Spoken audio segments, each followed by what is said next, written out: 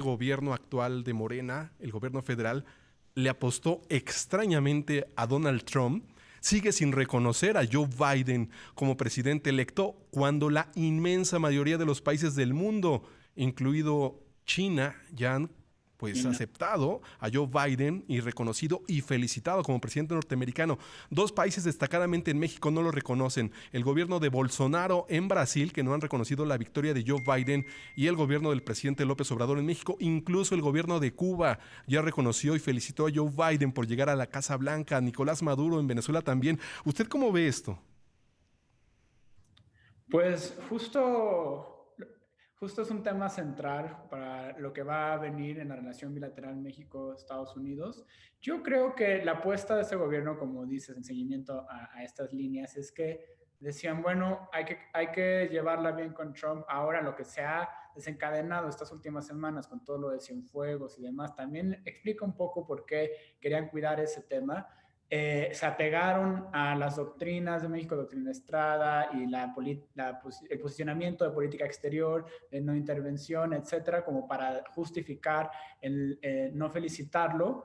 Y yo creo que también había un tema personal del presidente, un poco político, de decir cómo es que yo voy a reconocer un triunfo cuando no se acaban de contar todos los votos, cuando yo atravesé una situación parecida.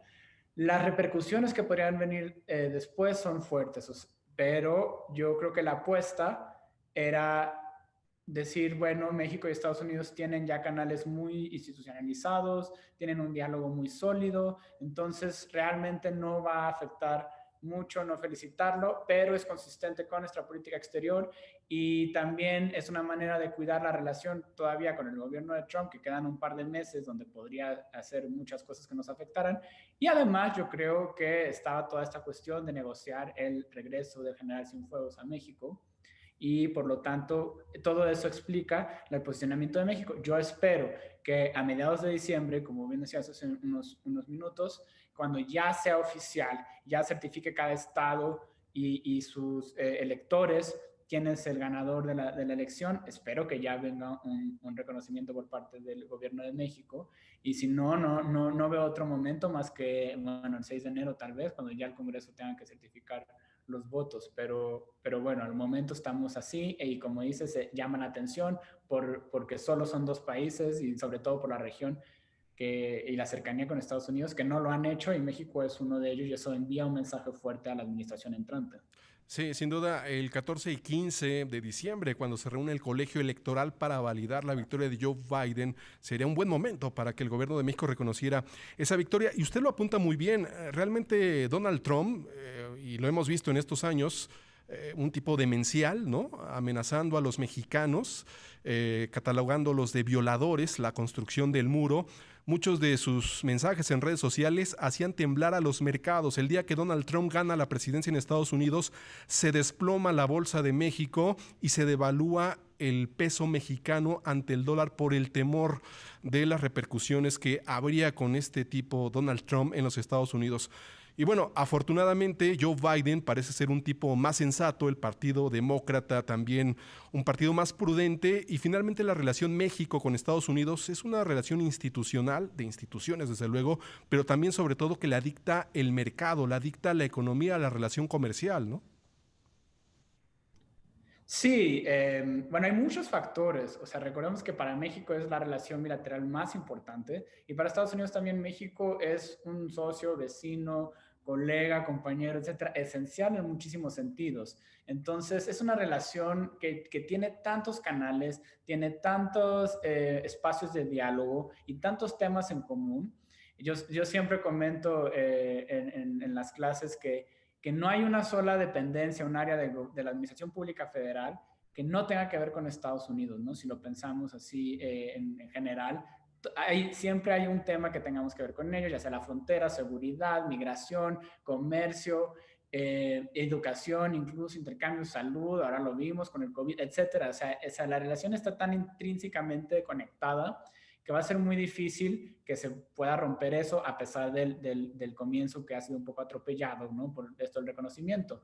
Ahora, a México, ¿qué le conviene? Le conviene a un Estados Unidos más firme, más sólido, que se reconstruya, porque sus instituciones y sus procesos quedaron un poco débiles con este gobierno y se expusieron sus fallas en este proceso electoral por ejemplo, todo el sistema demostraron que se puede construir mucho con el gobierno entrante en cuanto a los canales de diálogo y los grupos como de interacción que tengan. Y México tiene que tener una cosa muy clara de todo esto, que la lección que tenemos que aprender de las últimas 2 administraciones en Estados Unidos y sus diferencias, sus claros oscuros, es que la relación con Estados Unidos no debe ser centralizada en el Ejecutivo nada más, sino que debemos buscar otros actores, otros interlocutores con el Congreso, con los estados, con las cámaras de comercio, para realmente profundizar la agenda bilateral y que se vea un cabildeo, un diálogo más favorable a México. O sea, no todo es el Ejecutivo.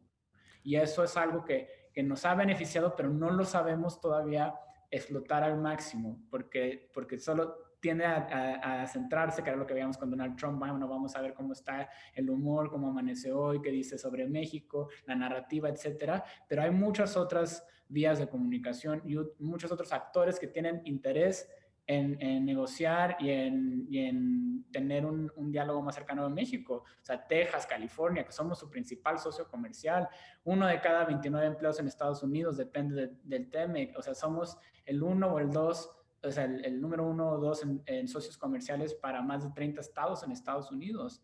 Entonces, claro que nos interesa también acercarse a México y tener esta perspectiva tal vez más local, estatal o a nivel de cámaras legislativas. Y para ello tendremos que ver cómo queda ya configurado el Senado, que eso va a ser realmente lo que dictamine en enero ya la segunda vuelta en los asientos de Georgia va a determinar cómo es que va a quedar configurado el gobierno de Joe Biden, si es que tienen mayoría en las 2 cámaras y, bueno, demócratas en el Ejecutivo, o si es que va a estar dividido y vamos a ver una repetición del escenario que enfrentó Barack Obama. Sí, eso también es muy interesante porque si en el Capitolio, bueno, los representantes tienen la mayoría en la Cámara Baja, ¿no? Con Nancy Pelosi ahí, pero si el Senado también, los demócratas logran el control, pues se podría abrir la posibilidad de renegociar el TEMEC, como el Partido Demócrata, el partido de Joe Biden, ha manejado también, barajado esa posibilidad, ¿no? Sí, o sea, bueno, ahorita ahondo un poquito más en eso.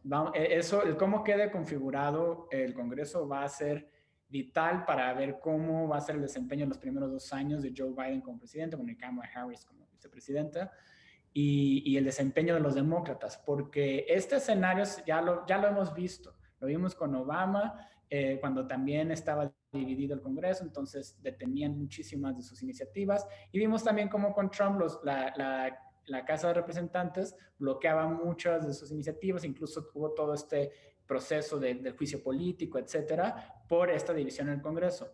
Si es que llegan a ganar los 2 asientos de Georgia, quedarían 50-50 en el Senado. Como bien dices, el representante ya tiene mayoría demócrata, entonces eso ya lo tiene asegurado, permanece con esa tendencia. Y el Senado, los republicanos ya aseguraron 50 asientos, los demócratas tienen 48 y quedan 2 en juego, los 2 de Georgia.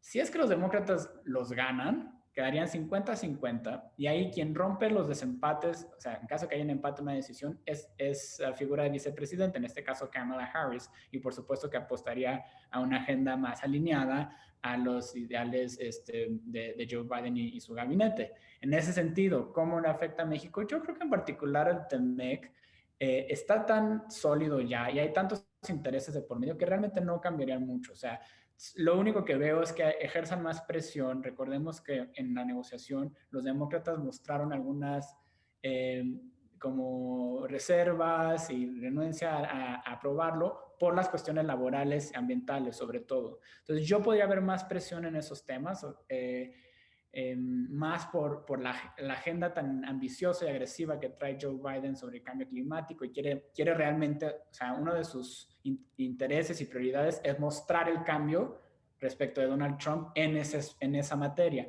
Entonces va a tratar de impulsar una agenda más ambiciosa en términos de cambio climático, de energías renovables, de desarrollo sustentable, etcétera. Y a México le puede ejercer presión. Yo creo que sí, pero todo depende de cómo queden configurados el Congreso y cómo quedan los intereses reflejados en las materias a negociar. Y en el aspecto laboral también vería que podría haber cierta presión por parte de los demócratas, pero yo creo que ya con lo que las cláusulas que incluyeron en el TEMEC se pudieron cumplir varias de sus, o bueno, se respondieron a varias de sus inquietudes. Entonces yo esperaría que con tal de llevar a cabo la relación comercial y que se desenvuelva como debe ser y llevar una relación cordial con México, tampoco sería un gran problema. Sí una presión en esos dos aspectos, pero yo no creo que vaya a haber alguna tendencia que se revierta. Caramba, es que los temas de la relación bilateral México-Estados Unidos, todos importantes, y sin duda estaremos viendo cómo se da esta nueva relación con el gobierno demócrata en la Casa Blanca. Te agradezco mucho, Antonio Michel Guardiola, internacionalista, politólogo y profesor del ITAM, hablar estos minutos con nuestro auditorio de Grupo Imagen sobre la relación con el gobierno de Joe Biden, el próximo gobierno en los Estados Unidos. Buenas tardes. Gracias por la invitación y por el espacio. Hasta luego. Hasta luego, muy buenas tardes. Saludo también a quienes me saludan esta tarde a través de redes sociales en mi cuenta de Twitter, @imagenhéctor. David Ramírez, hola Héctor, gracias. El licenciado Daniel Andrés, saludos desde Monterrey, gracias. René Suárez Osnaya, ya me informo en esta segunda emisión, gracias. Samira H. Álvarez, muy buenas tardes a todos, muchas gracias. Vamos a una pausa, regresamos.